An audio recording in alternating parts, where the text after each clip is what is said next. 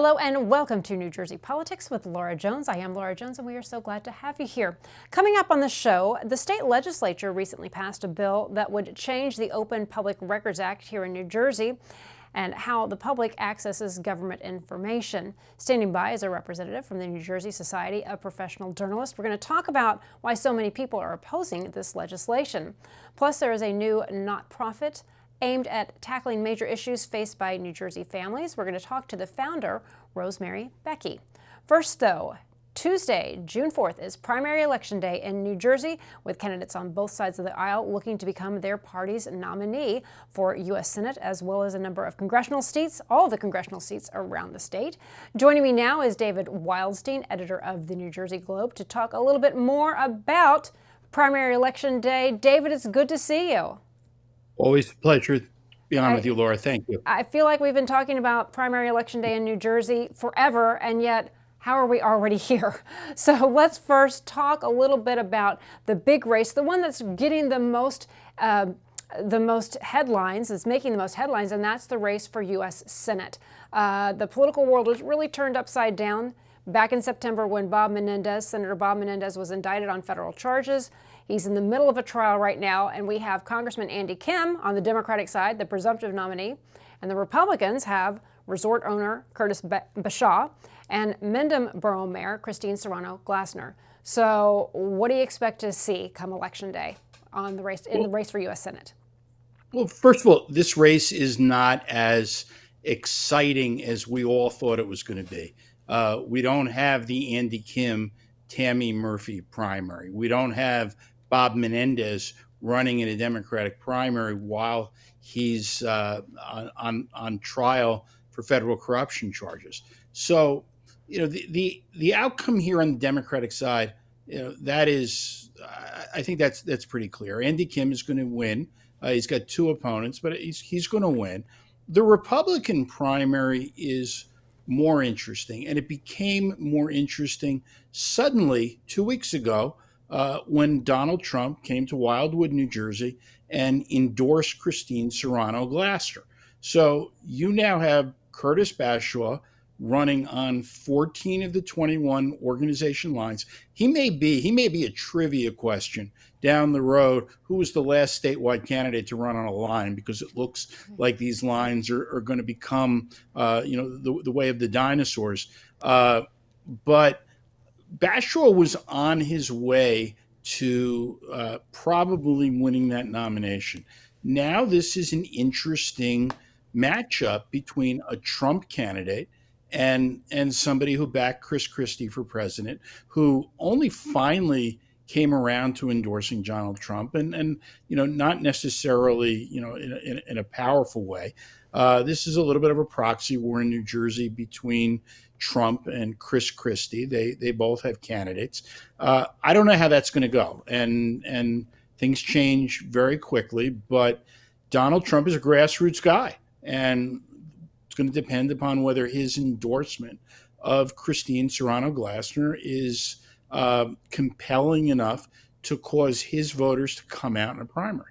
Right, and so our viewers understand what's happening when we're talking about the line. On the Democratic side, again, things were turned upside down. Menendez is indicted, and then Andy Kim ran much of his campaign on abolishing these party lines, and that really threw the Democratic primary unknown territory. He was going up against Tammy Murphy, who pretty much had all the county support. So can you talk a little bit about these county lines, how it impacted the Democrats, and it's not really impacting the Republicans? Well, Judge Qureshi's ruling applied only to Democrats because only Democrats challenged the constitutionality of the lines.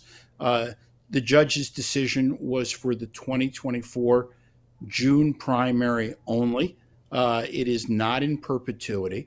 But what he said is that it looked to him as though there was a strong likelihood of victory by those seeking to abolish the line forever, that he felt that it should be abolished for this year. So what you've got is Andy Kim, who may be on his way to being the politician of the year in New Jersey. Here's a quiet guy has won some very, very tough races. But we weren't talking about him for governor. Menendez was supposed to be running again. He showed some real skill here. He got into the race the day after Menendez was indicted. He claimed that lane of people wanting to take that seat back away from these allegedly corrupt politicians. He raised $1 million in his first week, and he has ignited a grassroots campaign that we haven't really seen in New Jersey in a long time. Tammy Murphy had this organization support. She was going to have more money. She's the wife of two Democrats, a popular governor, and she was out of the race very quickly. And now Andy Kim has gone from being this guy that really nobody knows to potentially spending the next 30, 40 years of his life in the U.S. Senate. So, this is the adopted state of Yogi Berra. And he said, it's not over till it's over. And that really ought to be what we look at when we see politics in New Jersey. And that is, just when you think you've got it figured out, get ready, because everything's just going to get upended and you never know what's going to happen. Yeah, I wonder if they will talk about that, study that, in classes or in campaigns when they talk about, Tammy Murphy had everything going for her. How did that slip away from her? It's interesting to think about. Yeah. Yeah. Yeah. I mean, it is. Yeah. I want to switch very briefly to the congressional races. All the congressional races, there are, I would say, or would you say, two really more interesting ones that we're looking at, one in the north, one in the south. South being the 3rd district where Congressman Andy Kim is leaving, and then the 10th congressional district where Congressman Rob Menendez is holding on as an incumbent, the son of Senator Bob Menendez. Can you take us through those two races? Sure, and neither, they're probably both at this point too close to call. In the 3rd district, that's Andy Kim's seat. And that was a Republican seat for a lot of years. Andy Kim flipped it in 2018, held it, and that's a district that Donald Trump won twice. But since redistricting, and every once in a while, Laura, you let me use the G word on your show, which is gerrymandering, and that seat was gerrymandered. That's a good, solid Democratic district. So it's either going to be Herb Conaway or Carol Murphy. I'm not sure who's going to get it, but these are two members of the state assembly. One of them is going to win the primary and then coast to the general. The other one I'm not sure about is in the 8th district. It is one of the most Democratic districts in the country. Rob Menendez, the son of the U.S. senator, who, and it's important to say, has done nothing wrong. He's no role in any of this. But suddenly he's in a primary with Ravi Bala, the mayor of Hoboken, and the only reason he's in trouble is because of his name. And what we need to see in this primary is whether voters understand these are in fact two different Robert Menendezes, whether voters decide to visit the sins of the father on the child, and whether voters really even turn out, whether they're just engaged or not. Yeah. Well, David, it could be a late night on election night, and I know you and I will be watching all night and keeping the viewers abreast on everything that's happening. Thank you so much for taking the time to talk to us and to talk a little bit about what to expect on primary election day, June 4th. Thank you. Thanks for having me on.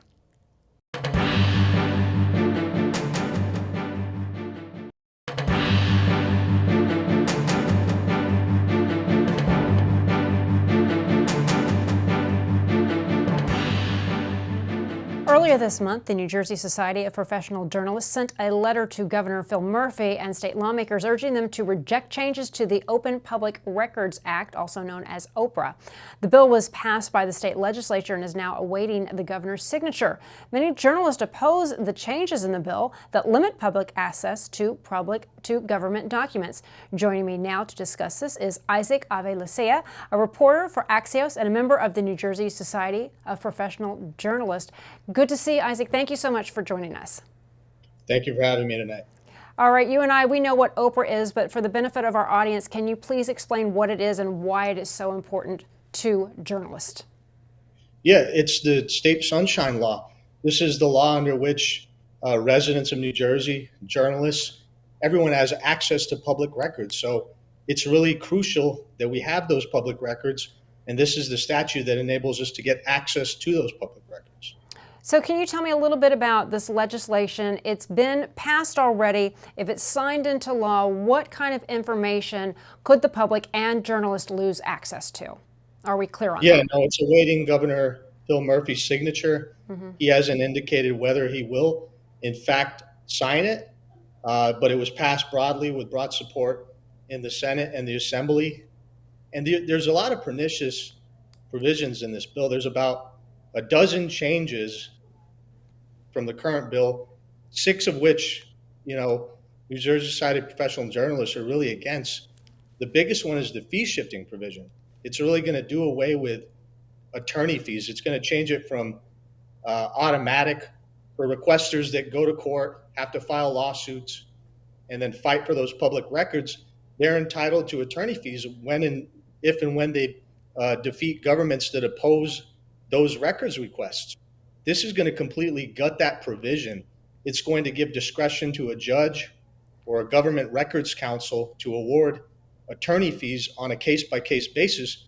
But what it's going to require is that those requesters prove that government, in essence, acted in bad faith or intentionally or willfully violated the Open Public Records Act in order to gain access to those records. Another provision, it's really going to make it much harder to obtain emails. You're talking about emails that underpin some of the biggest, most consequential stories in New Jersey, Bridgegate being one of them.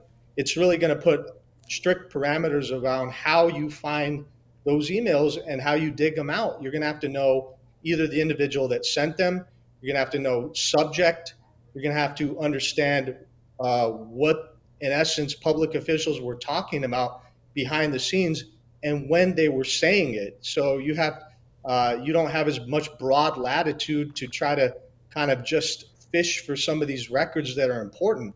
Another one, state lawmakers, they did away with email logs and call logs. They nixed some language that would have made it impossible to obtain those, but they inserted another provision in the bill that basically inserts language and says that a records custodian, if they have to go and do research, gather records, and then translate those records into another government record, that they can deny that request. And our interpretation is that's email logs writ large.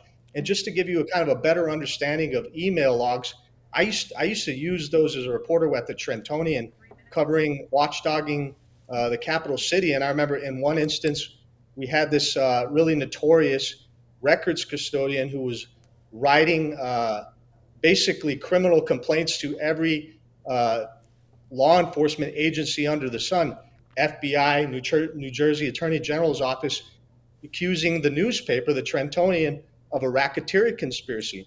Now, I didn't know exactly what he was saying behind the scenes in those emails, but I did know that he was firing off those emails. So I requested an email log of his emails over a certain time period. And then I was able to get all that rich metadata, subject line, who he was sending it to, what time he was sending it to, when he was sending it to. And that lets journalists really zero in and home in on those specific emails of interest, those correspondence of consequence that you really want to get to.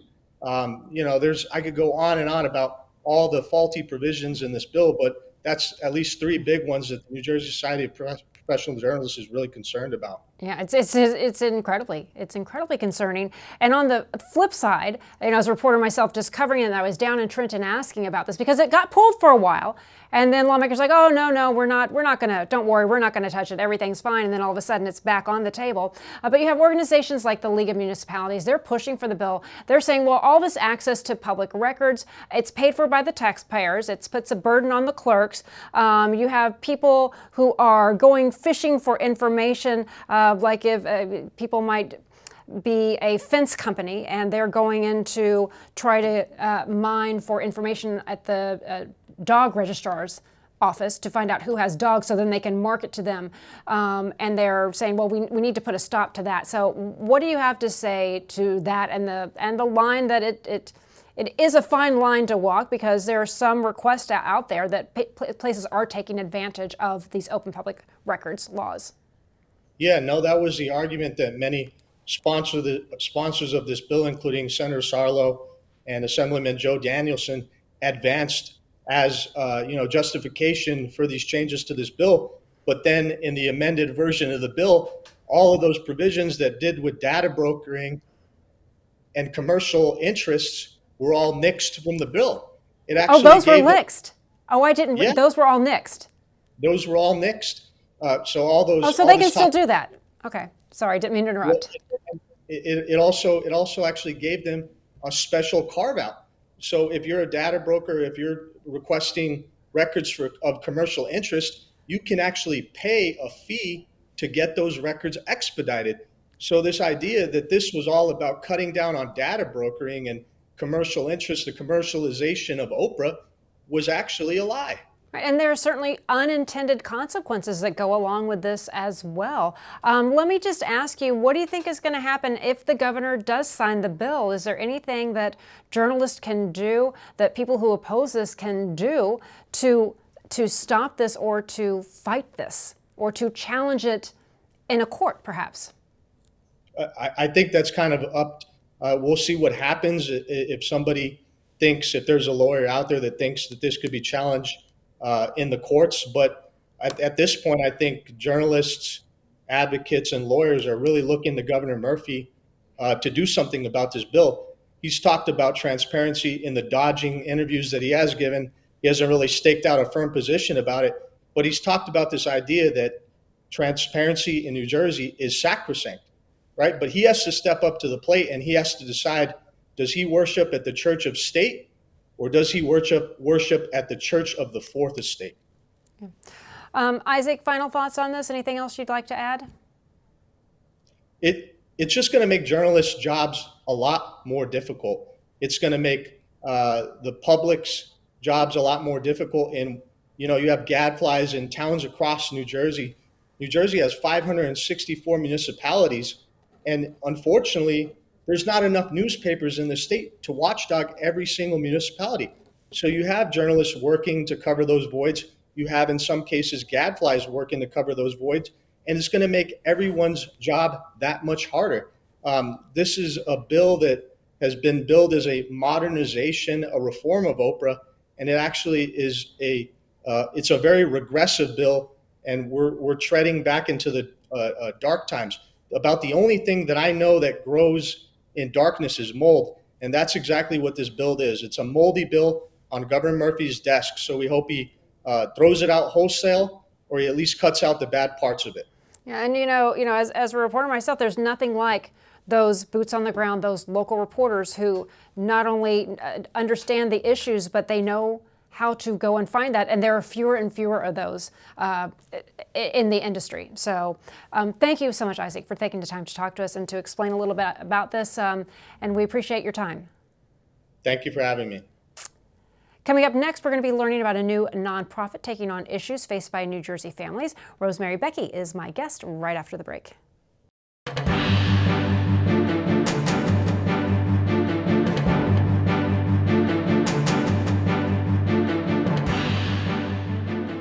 Welcome back. A new nonprofit group called the New Jersey Policy Institute is looking to solve some of the biggest issues facing New Jersey families. Joining us now is founder and president Rosemary Becky. Rosemary, it's good to see you. Hi, Laura. It's great to be here this evening. Well, now there are three major issues that you are focusing on: education, economy, and energy. So can you talk about how these issues are impacting New Jersey residents today and why you founded the group? Yes, happy to. So, as you mentioned, we'll be focusing on education, the economy, and also energy. And frankly, where we plan to start is really talking about education. We spend so much money in the state of New Jersey on education, and we graduate a lot of our students through K through 12, and they go off to all these colleges around the country, and it takes a long time for these kids to come back. And so, we want to look at finding better solutions to not only educate our kids through K through 12 more efficiently and not spending as much money, but we also want to make sure that our kids stay here and frankly go to our New Jersey colleges and stuff. So that's where we're planning to start. I founded this organization, and we have an incredible board that is getting started. But we really wanted to pull together people and really have conversations about solutions and looking for ways to find, nonpartisan, bipartisan solutions. I learned that lesson when I worked in the U.S. Senate. I had the great fortune of co-authoring the 529 college savings plans. And I learned through that experience how important it is to bring people to the table and to talk about the problems and talk about possible solutions. Yeah, I mean, because these issues quickly do become partisan, and you would not think, especially when it comes to, educating our young people has become a really point of contention and divisiveness with parents and families in the state of New Jersey. It's anything but educational, and it's become so political. No, absolutely. I mean, we spend, one of the highest amounts of money per student in the state of New Jersey. And, we've got to start to look for solutions. And that also feeds into why we want to talk about the economy. As you know, we've got some of the highest costs, the highest taxes in the country. And, New Jersey's a wonderful place. And we think that families, want to be here and stay here. And so we want to come up with the solutions and bring to the table ideas that will make it more affordable. Well, and then, there are so many, when it comes to education, students who are being shortchanged, whether it's in the special ed or even in the gifted and talented, it tries to, as with, I'm sure, any education program, it focuses more on your typical mainstream students. Families who have means, sometimes they will pull out and put into private schools, but that is simply not an option for a lot of families. And even for those who do have unlimited resources, they already pay an unbelievable amount of money. So can you just talk a little bit about how you're going to, who are you going to call to the table when it comes to addressing these issues with the New Jersey Policy Institute? So we're hoping to call to the table, not only state legislators, but also, experts in the area, but also families and parents who have real experiences and knowledge about the various programs and what's worked and what doesn't. And one of the places we actually, frankly, really want to start is to talk about the inter-district program that already exists here in New Jersey. We have a wonderful program where 119 school districts participate, and students are able to apply to another district and go to another district. We had a student last summer that was part of our internship program and had the opportunity to participate in that program. And he went to another school district in the next town over. And he talked about that it was frankly life-changing. That, he connected better with the students and the teachers in the next school district over. And so, we want to explore some really great programs that we actually already have here in New Jersey and how those programs can be expanded.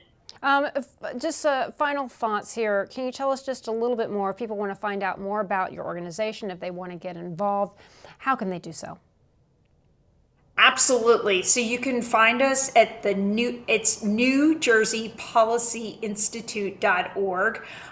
You can sign up there, share your ideas, and really start to get involved. We will be having lots of events where we bring people to the table and have conversations about solutions. Our kickoff event, we did a roundtable on education, but then we also did a roundtable on young leaders, and we had the young leaders come to the table and talk about what their New Jersey should look like and what they want the future New Jersey to look like. And so we plan to have a lot of those conversations, but then we also plan to develop some solutions and then go to the legislator and the policymakers and put them into action. All right, Rosemary, Becky, we thank you so much for taking the time to talk to us and telling us a little bit more about your new organization, nonprofit. Thank you. Thank you. And that will do it for today. I'm Laura Jones. Thanks so much for watching New Jersey Politics. We look forward to seeing you back here next time.